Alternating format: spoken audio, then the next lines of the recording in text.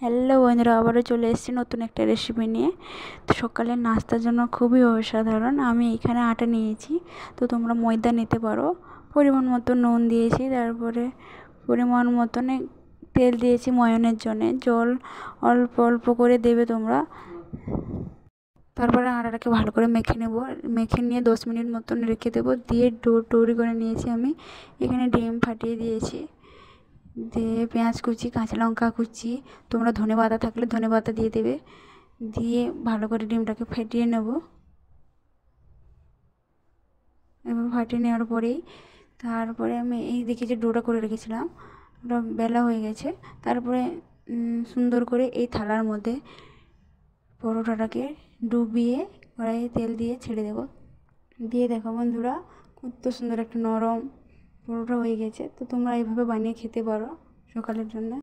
খুবই অসাধারণ পরোটা। দেখো বন্ধুরা, তোমরা একবার বানিয়ে খাও, তারপরে বলবে।